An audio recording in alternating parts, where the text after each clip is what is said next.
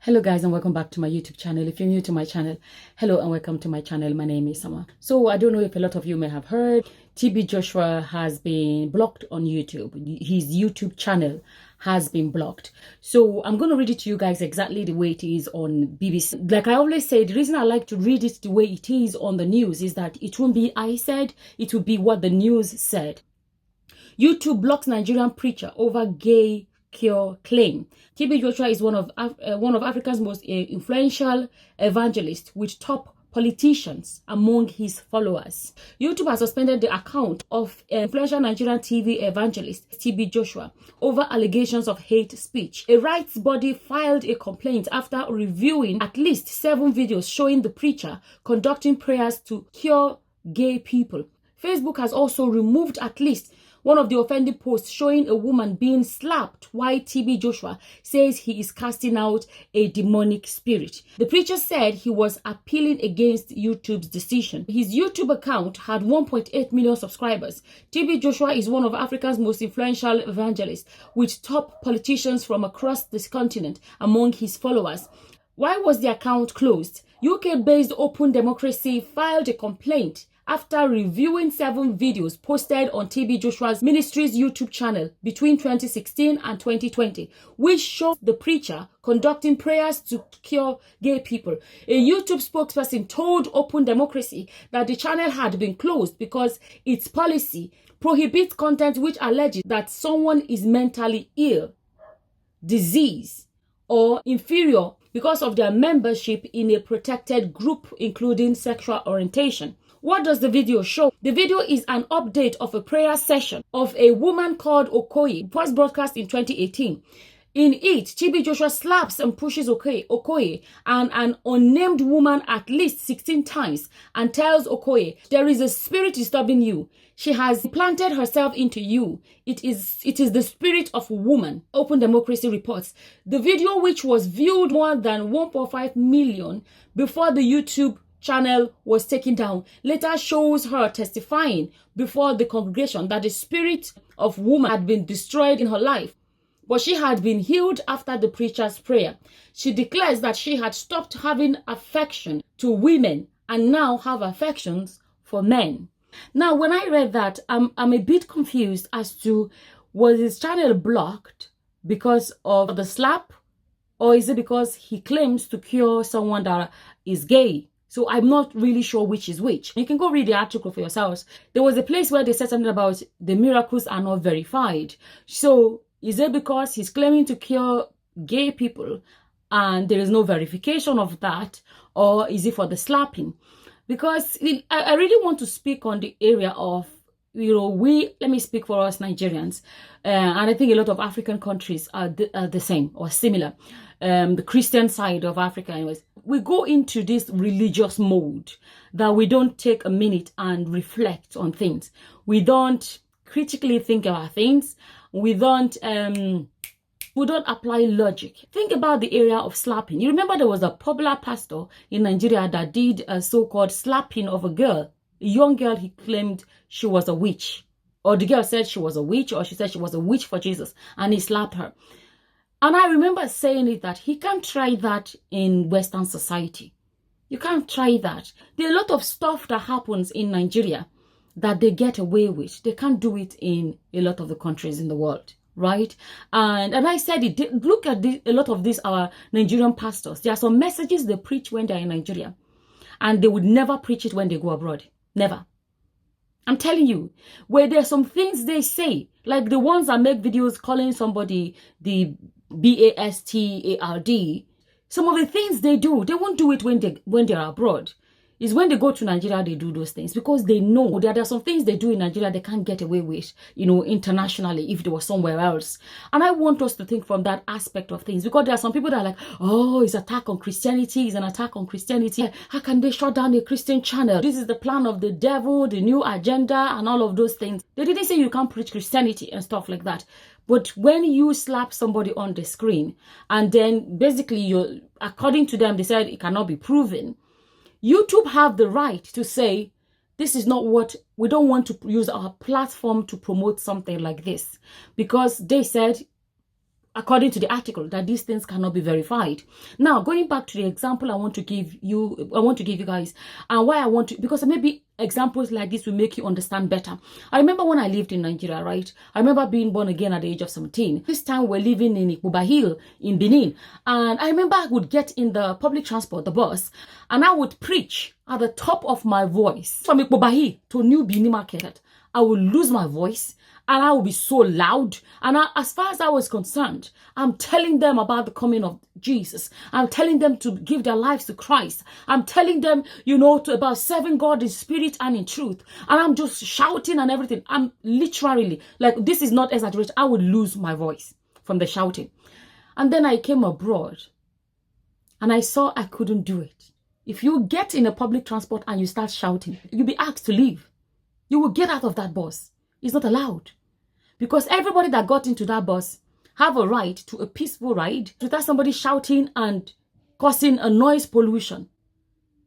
When I was in Nigeria, my mentality was different. And now I live abroad and I see differently. When you try to tell people that you've lived abroad and you see things differently, they think you're trying to claim you're more intelligent. That's not what it is. There's something about being exposed to different lifestyles. It helps you to understand things differently. It doesn't mean you're more intelligent. Why I'm saying this, I want people to realize from the area of tolerance. And if some people feel discriminated because of your faith, you have to sit back and say, what is the strategy? Why am I using the word strategy? Because I'm not saying we shouldn't preach the gospel. That is not what it's about. We have to find the right strategy. Make sure that in the name of your freedom of religion, that you're not affecting someone else's freedom of religion.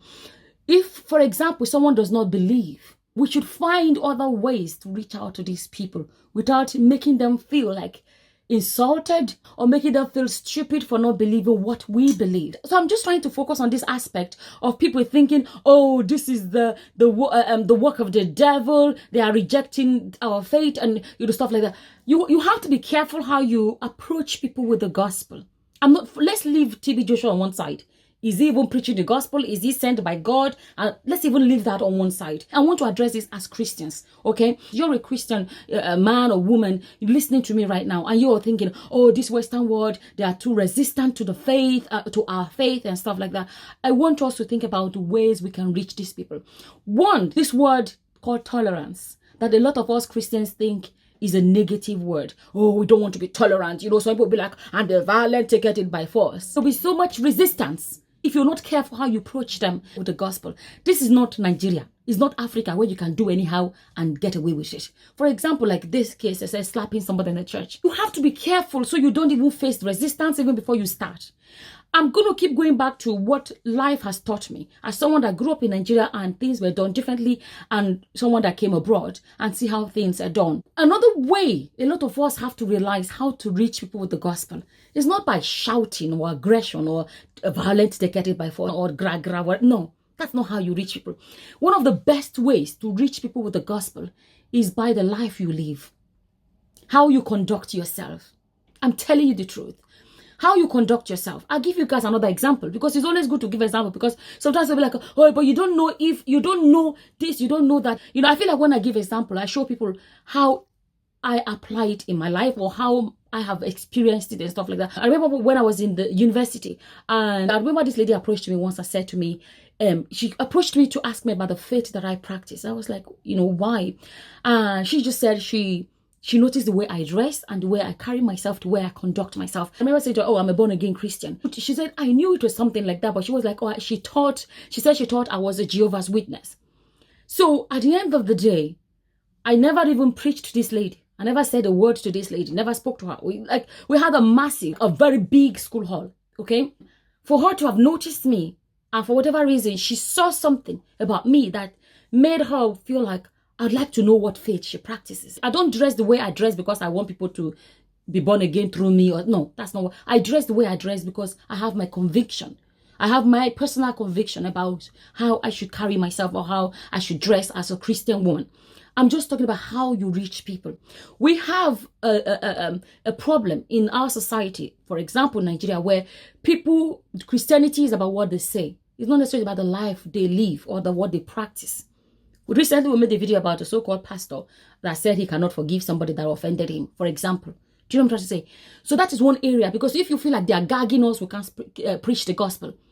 Preach the gospel with the life you live and how you conduct yourself. Nowadays, there's just so much controversy that is coming from, unfortunately, people that claim to be Christians. That's not going to pull people to Christianity. And when people like us come out and address these things, the hope is that we will let people that are not practicing our faith realize that we're not all the same. We actually are against these things because our Bible doesn't say that. Hopefully, people can get to see that, okay, there are people that are coming out and pointing out that this is not actually what the faith is.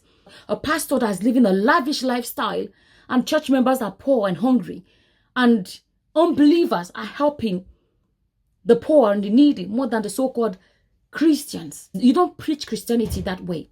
We are a country full of churches, right? And yet we are the poverty capital of the world. Richest pastors, the top 5 richest pastors in the world. 3 of our Nigerian pastors are there. We are the poverty capital of the world. What Christianity? What are we saying to non-believers about what Christianity is? You get my point? There are a lot of ways we can preach this Christianity that some people think because the YouTube channel has been shut down that they are gagging Christians. That's not what it is. Coming back to the area of realizing that we live in a world where you can't do anyhow. Because you do anyhow, you see anyhow. I'll give you guys another example. I'm a Christian, right? And I'm a nurse. And I'm nursing abroad, not Nigeria, like Nigeria. And I come to work. I have seen a lot that has changed the way I think. If I come to work and my patient, part of my admission form, when I'm filling it out, I have to check, is my patient a Muslim, Buddhist, atheist, all of those things. And believe it or not, if my patient is a Muslim, I have to make sure the kitchen staff knows that my Muslim patient is going to be given a halal food. I never knew anything called halal until I became a nurse. Okay? Halal, there's a way they say their prayers before they kill the animal. So because I'm not a Muslim, does not mean I have to force my faith on my patient that is not a Christian. I have to respect them. I don't have to practice their faith, respect them. Do you know why that tolerance is important? If I was unwell and I was in hospital, the law says that the Muslim has to respect my faith as well. So at the end of the day, this part of the world recognizes the fact that everybody practices different things. Your freedom of religion should not tamper with my own freedom of religion. But in Nigeria, we don't see those things. You see somebody that is minding their business, is not a Christian, or is not my kind of Christianity. And then on a Sunday, these speakers are so loud and blasting that the next door neighbor cannot sleep. Europe and most part of the world, you can't put those kind of loudspeakers that they put in Nigeria. Let me tell you, a lot of these churches, their speakers are so loud and it's unnecessary.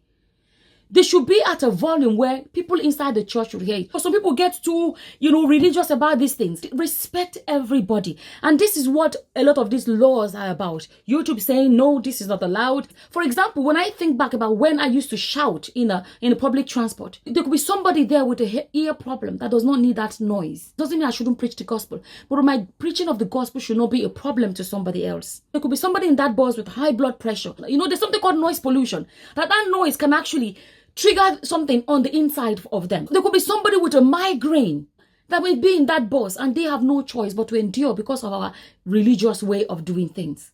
The same way with the loudspeakers. Now when I think back, that I've not lived in Nigeria for a long time, I go to churches and we have speakers. If you're outside, you will not hear what's going on until you go inside before you hear what's going on inside the church. I'm telling you the truth about the thing about living abroad. It opens your eyes to see life differently. Like I said, people back home think you're saying you're more intelligent. It's not that, because sometimes experiencing different lives helps you to balance your reasoning to a great extent. Now, when I think back on a Friday night, they say last Friday of the month or first Friday of the month, and they said there's a vigil night. A lot of people have worked Monday to Friday. And Friday night, they're planning to have a beautiful, good night's sleep.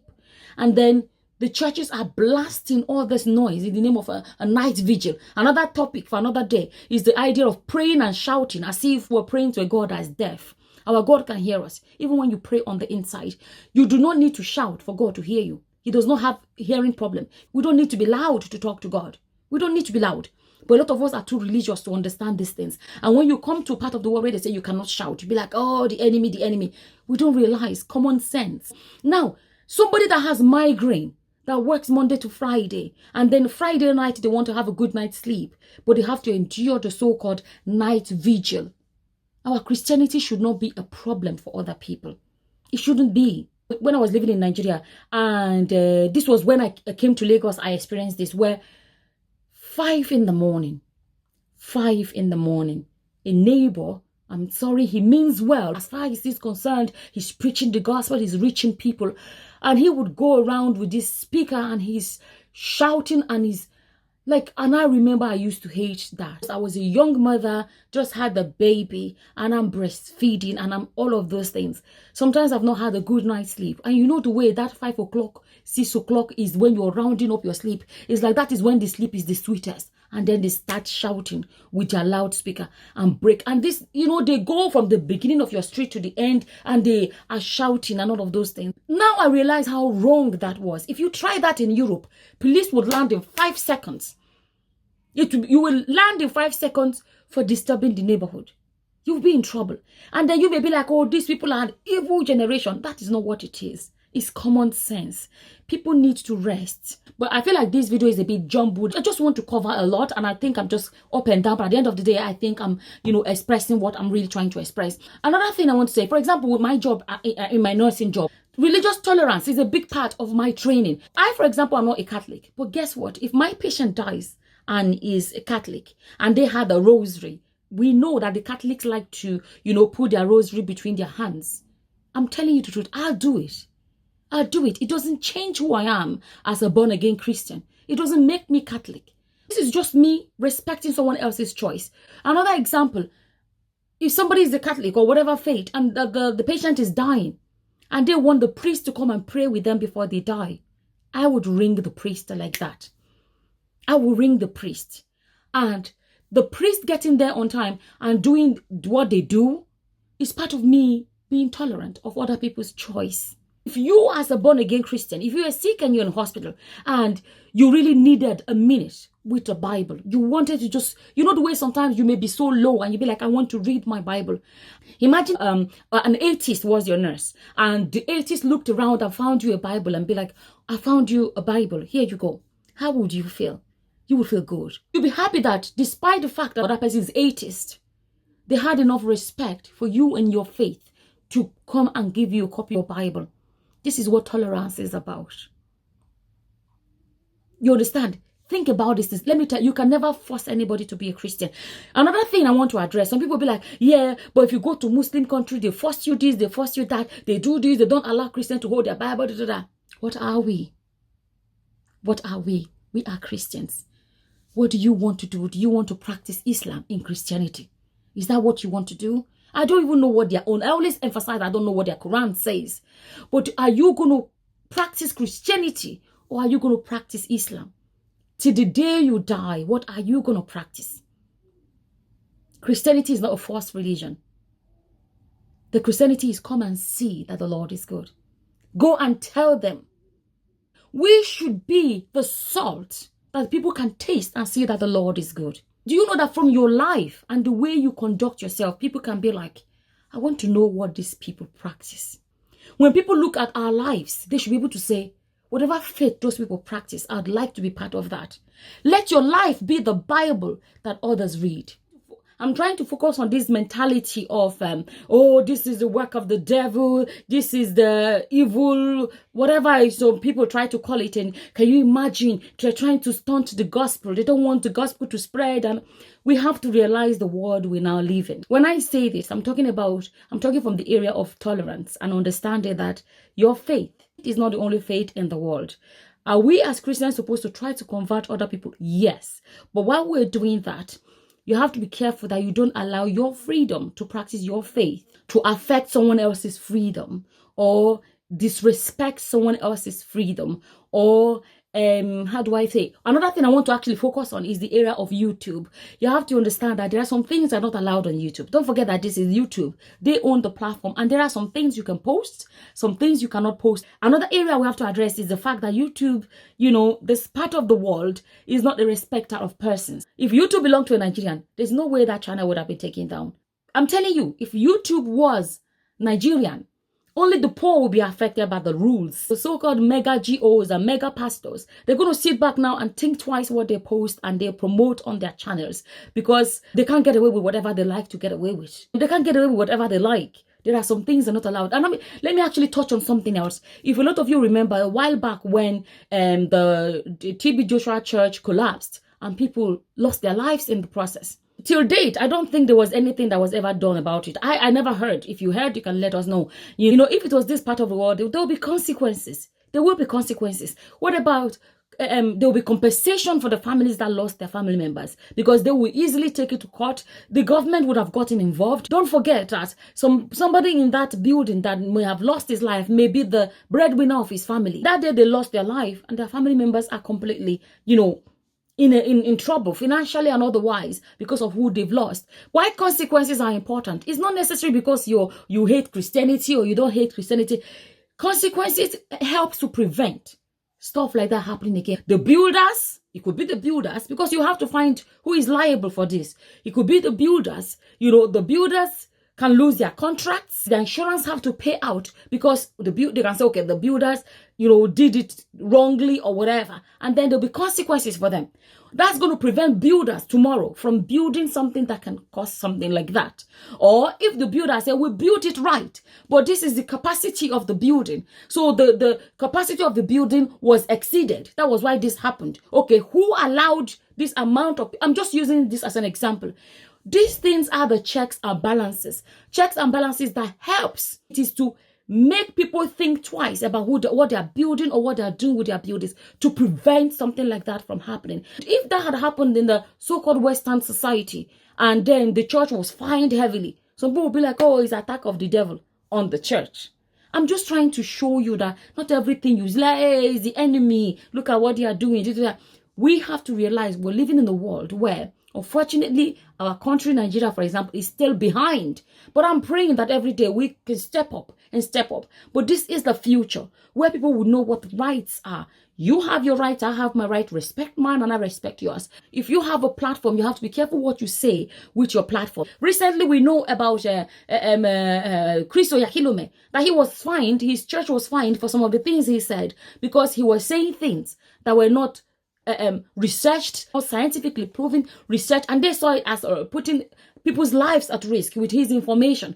So before you come out and say, oh, Christianity is under attack, this is under attack, think about these things.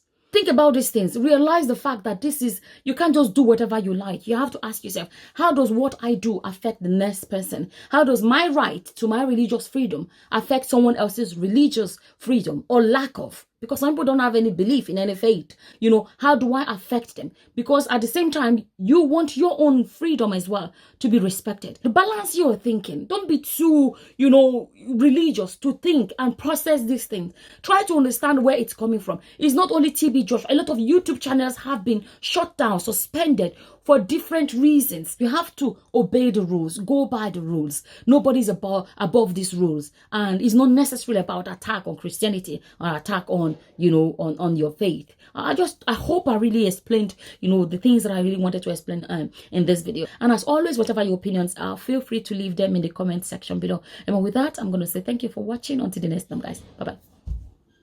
Bye.